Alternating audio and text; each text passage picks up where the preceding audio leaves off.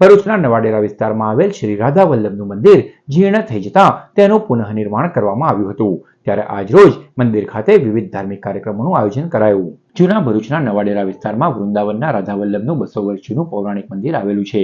સમય જતાં આ મંદિર જર્જરિત થઈ ગયું હતું, ત્યારે મંદિરનો પુનઃ જીર્ણોદ્ધાર કરવામાં આવ્યો છે।